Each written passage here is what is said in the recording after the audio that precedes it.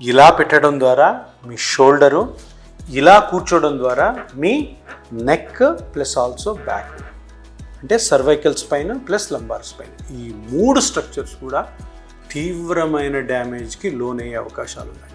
ఎందుకంటే ఇలా చేస్తున్నప్పుడు మీ షోల్డర్ స్ట్రెయిన్ అవడం వల్ల మీకు రొటేటరీ కఫ్ డ్యామేజ్ అవ్వచ్చు, షోల్డర్ కూడా డీజనరేషన్ పోవచ్చు.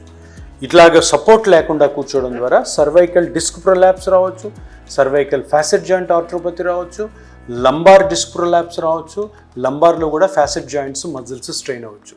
మరి దీన్ని కరెక్ట్ పొజిషన్ ఎట్లా చేసుకోవాలి? తప్పకుండా మనం ఎప్పుడైతే కంప్యూటర్ని షోల్డర్ గురించి చేస్తున్నామో ఆపరేట్ చేస్తున్నప్పుడు మౌస్ ఇలా ఉన్నప్పుడు చెయ్యి ఇలా ఉండకూడదు, ఇట్లా రెస్ట్లో ఉండాలి.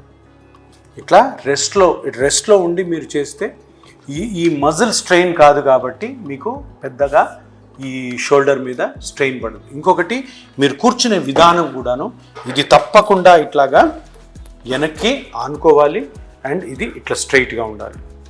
ఇట్లా స్ట్రైట్గా ఉండి ఇట్లా దగ్గరికి వచ్చి మీరు ఇట్లా ఈ నెక్ని స్ట్రైట్గా పెట్టుకోవాలి, ఇది రెస్టింగ్లో ఉండాలి. ప్లస్ ఈ చెయ్యి కూడా ఇట్లాగా రెస్ట్లో ఉంటే మీ మూడు స్పైన్స్, 2 స్పైన్స్, ఒక షోల్డర్ జాయింట్, 3 పెద్ద స్ట్రక్చర్స్ని మీరు కాపాడుకున్న వాళ్ళు అవుతారు.